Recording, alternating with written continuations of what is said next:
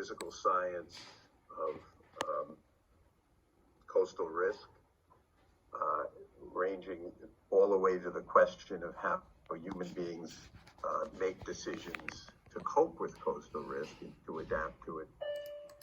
And in the process, I think and I mean this in a positive sense, was able to stretch himself intellectually to grapple with material that maybe he hadn't expected to be dealing with when he started out on this process. I always like it when in any one year, and when one of my students graduated, the student produces an example for me to use later on for what I think the scope of a STEP dissertation should look like. Michael Oppenheimer. In this case, without making any prejudgments, of course. I think DJ did just that. So welcome everybody, welcome to the committee, and DJ, take it away. The way we're gonna, actually let me say first, DJ will go on describing what he's done in not more than 45 minutes. Then we'll have the committee asking questions of DJ, then any faculty members present who are not on the committee, and then just the general audience. We'll try to move to a closed session of the committee by no later than, well, definitely no later than 3:30, probably a little earlier. And then we'll reconvene with the decision of the committee. So DJ, take it away. All right, thank you, Professor Oppenheimer. Let me see if I can share my screen with everyone.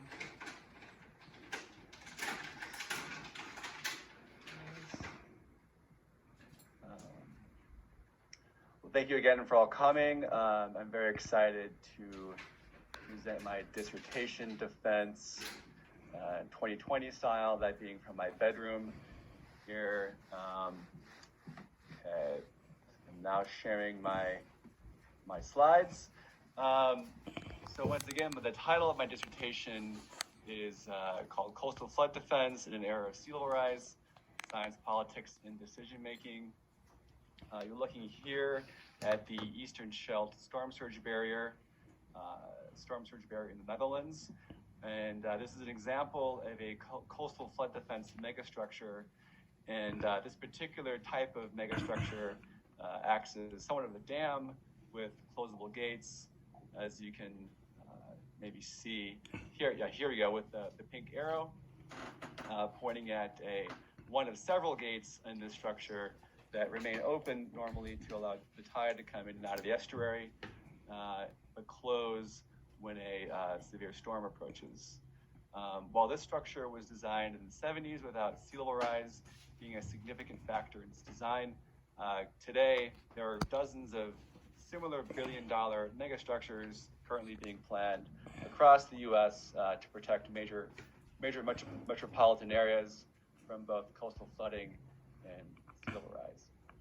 And as my advisor, Professor Oppenheimer, mentioned, my defense is principally multidisciplinary that transcends just merely physical science and engineering. The study of coastal flood defense, which I hope to show, is really a marble cake of physical science, political science, engineering, and even some history. I'll mention that this will be a very high-level presentation. There's lots of ground for me to cover the next 45 minutes, about 5.5 years worth of work done at Princeton. I won't have time to go into the details of the methodology, but if you have questions on that, I welcome them at the end of my talk. And I also will refer you to the text version of my dissertation available on my website.